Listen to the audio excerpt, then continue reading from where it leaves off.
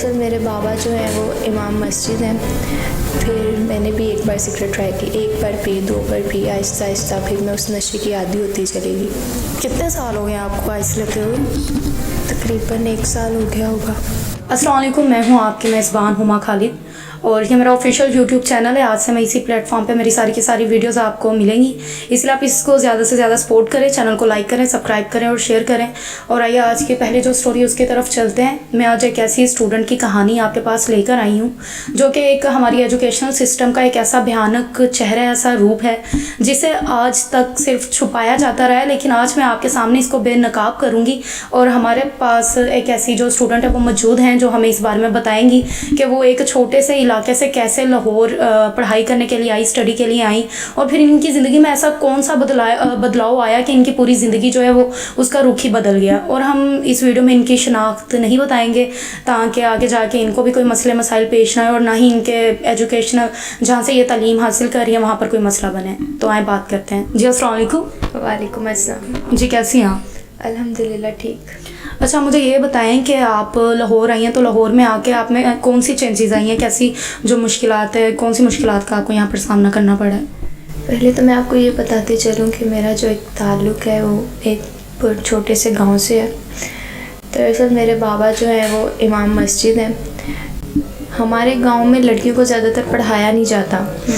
लड़कियां ज़्यादा से ज़्यादा स्कूल जाती हैं, प्राइमरी कर ली या मैट्रिक उन लोगों ने कर लिया है, तो इंटर भी वो बहुत मुश्किल तक वहाँ पहुँचती हैं। लेकिन जब मुझे पढ़ाई का बहुत शौक़ था, मेरे जो वालिद हैं, मेरी वालदा, वो भी इस चीज़ को बहुत सपोर्ट करते थे कि अगर हमारी बच्ची पढ़ रही है तो हम इसको मज़ीद पढ़ने देते हैं। मेरे इंटर में बहुत अच्छे मार्क्स आए। मेरा कोई बड़ा भाई नहीं था। मेरा बाप आहिस्ता आहिस्ता उनकी उम्र बढ़ती जा रही है, तो मेरे अंदर भी ये चीज़ थी कि मैं अपने बाप का सहारा बनूं। उनका बेटा नहीं है तो मैं उनका मजबूत कंधा बन के उनके साथ एक बेटे की तरह चलूं। उन्होंने भी फुल सपोर्ट किया है, कर्ज़ा लिया है कि तुम्हारे इतने अच्छे मार्क्स आए हैं, तुम बाहर जाओ, लाहौर जाओ, सब जाते हैं, तुम भी जाओ, तुम जाके पढ़ो, आगे जो तुमने बनना है तुम बनो। जैसे तैसे करके उन जो वो कर सकते थे उन लोगों ने करके मुझे लाहौर भेजा है। शुरुआत अच्छी थी, हॉस्टल में एडमिशन हुआ है, यूनिवर्सिटी जा रहे हैं, फ्रेंड्स बन रहे हैं। ये था कि मैं वहाँ जाकर कैसे रहूँगी, ये सब कुछ ख़त्म हो चुका था।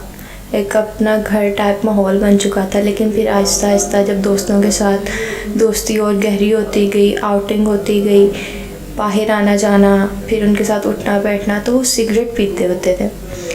कहते कि तुम भी ट्राई कर लो, हम भी तो पीते हैं, हमें भी तो कुछ नहीं होता, तुम्हें भी कुछ नहीं होगा।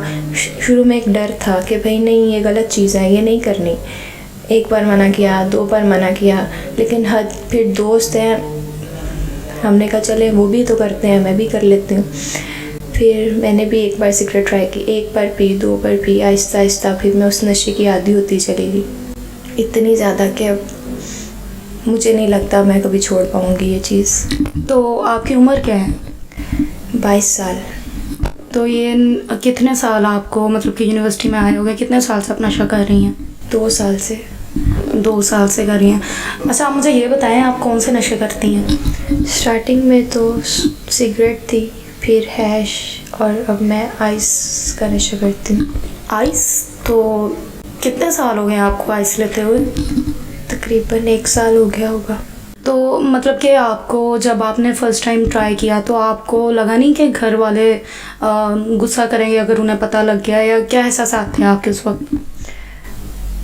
बिल्कुल, मैंने आपको पहले भी बताया कि स्टार्टिंग में बहुत लगा, अपना ज़मीर इजाज़त नहीं देता था कि भाई एक चीज़ गलत है, हमें शुरू से बताया जाता है ये चीज़ नहीं करनी है, अच्छी नहीं है। लेकिन फिर जब एक दूसरे को देखा देखी किया है, एक बार किया, बहुत स्टार्टिंग में बहुत तबीयत भी बहुत ख़राब हुई, बिल्कुल जैसे कि लाचारी हो जाती है, आपका सर भारी हो रहा है, वो नहीं सूट कर रही एक चीज़। लेकिन फिर आहिस्ता दूसरी बार ट्राई की, फिर आदी होती चली गई। मुझे भी पता है गलत है, घर वालों को पता चलेगा तो वो गुस्सा करेंगे। अगर उनका इतना जो उन लोगों ने मुझ पे पैसा लगाया है सब कुछ ज़ाया होता नज़र आ रहा है, लेकिन क्या कर सकते हैं, मैं नहीं छोड़ सकती हूँ ये चीज़। मतलब आपके घर वालों को नहीं पता इस बारे में? नहीं, मेरे घर वालों को नहीं पता। तो जब आप घर जाती हैं तो फिर वहाँ जाकर आपको कमी महसूस नहीं होती, मतलब कि आप इसके बगैर रह नहीं सकते, तो आपको फिर कैसे आप ये नशा लेते हैं? मुश्किल नहीं होता आपको? मुश्किल होता है अब उनके सामने ये चीज़ छुपानी भी है कि उनको ना पता चले। तो वहाँ पर दोस्तें हैं, मेरी कुछ कज़न्स हैं, तो उनके साथ बाहर जाके या फिर अगर घर में बिल्कुल अपनी हिम्मत कम होती नज़र आती है तो वॉशरूम में जाकर किसी भी तरीके से, मम्मा बाज़ार गई हैं, बाबा घर नहीं है, तो घर में कर लिया करते हैं। तो आपको ये नशा मिलता कहाँ से है, कहाँ से आप खरीदती हैं? फ्रेंड्स ला के देते हैं या फिर किसी और जगह से भी आपको मिलते हैं? हमारी यूनिवर्सिटी के जो गार्ड्स हैं, हमारे जो हॉस्टल के वार्डन्स हैं, वो ये हमें सारी चीज़ प्रोवाइड कर देते हैं, हमें मज़ीद और कुछ करने की ज़रूरत ही नहीं पड़ती। इसका मतलब है कि यूनिवर्सिटी में और भी ऐसी लड़कियाँ हैं या हॉस्टल्स में ऐसी लड़कियाँ हैं जो करती हैं और वार्डन्स या फिर हॉस्टल के गार्ड्स उन्हें खुद प्रोवाइड करते हैं? हाँ जी, बिल्कुल ऐसा ही है। तो इन सब के लिए आप पैसे तो काफ़ी ज़्यादा आपके लग जाते होंगे, तो आप इतना अफोर्ड कर लेती हैं? अफोर्ड नहीं कर सकते घर से, फिर यही होता है कि बाबा को कह दिया, बाबा आज ये फर्दर क्लास आ रही है, अब ये हमने नोट्स लेने हैं, अब न्यू हमारा एडमिशन चल रहा है, तो उसके एक्स्ट्रा पैसे ले लेके कुछ ना कुछ तो अब करना ही है। अब एक चीज़ आदत बन गई है, नहीं छोड़ सकते, तो क्या कर सकते हैं। तो आप ये जब नशा नहीं लेती हैं तो आपको क्या फ़ील होता है, कैसा लगता है आपको? जिस्म बिल्कुल ऐसे जैसे उसके अंदर से जान ही ख़त्म हो गई है, ना मैं अपने पाँव पे खड़ी हो सकती हूँ, ना कुछ मज़ीद सोचने की हिम्मत होती है। हर छोटी छोटी चीज़ पे गुस्सा आ रहा होता है, चिड़चिड़ापन, बस हिम्मत ही नहीं रहती। अब जब आप उठ ही नहीं सकते, चल फिर ही नहीं सकते, तो फिर आपकी बाकी ज़िंदगी का भी क्या फ़ायदा है। तो क्या आपने कभी कोशिश की है कि आप इस नशे को छोड़ दें, आप सिगरेट ना पिएं, ऐसा ट्राई किया है आपने? जी, मैंने अपनी तरफ से बहुत कोशिश की है कि मैं इसको छोड़ दूँ, ये चीज़ अच्छी नहीं है। एक तो ये मेरी अपनी सेहत के लिए नुकसानदेह है, बाकी घर वालों के साथ पैसे, हर चीज़, लेकिन जब मुझे नहीं कुछ आगे दिखा तो कंटिन्यू रखना पड़ रहा है। अच्छा, तो आप ये बताएं मुझे, आपको आपका फ्यूचर क्या नज़र आता है इन सब के बाद? फ्यूचर तो कुछ भी नहीं दिखता। फ्यूचर को दरवाज़े तो मैंने उसी दिन बंद कर दिए थे जब मैंने अपना पहला कदम इस नशे की दुनिया में रखा था। जो ख्वाब लेके आई थी कि बाप का बेटा बन के दिखाऊंगी, सब कुछ ख़त्म हो गया, सब कुछ। अच्छा, आप क्या पैगाम देना चाहेंगी उन बच्चों को जो कि छोटे शहरों से आते हैं या गांव से आते हैं लाहौर में पढ़ने के लिए? तो क्या पैगाम आप देना चाहेंगी उन बच्चों को? मैं बस यही कहना चाहूँगी कि आपके वालिदैन बहुत मुश्किलात से आपको इस मुकाम तक पहुँचाते हैं कि आप एक दिन उनका सर ऊंचा करें। आप यहाँ आएँ, ज़रूर पढ़ें, जो आप बनना चाहते हैं आप ज़रूर बनें, लेकिन अपनी जो गैदरिंग है वो अच्छी रखें। बहुत मैटर करती है आपकी कंपनी आपकी लाइफ पे, हर चीज़ पे। सेकंड, आप अपने गोल से कभी भी ना हटें। आपके दोस्त आपको वापस से मिल जाएंगे, लेकिन आपके बाप का, आपकी माँ का जो ख्वाब होता है कि हमारी बेटी हमारा बेटा बन के दिखाएगी, वो टूट गया तो वो दोबारा कभी नहीं मिलेगा। और मेरी तरीके जैसे मैंने जो करना था, मैंने गलती करनी थी, गलती तो नहीं कह सकते हैं, गुनाह किया है, जो करना था कर लिया है। अपना सारा फ्यूचर अपने हाथों से मैंने तबाह कर लिया है। आप बिल्कुल ऐसा नहीं करिएगा।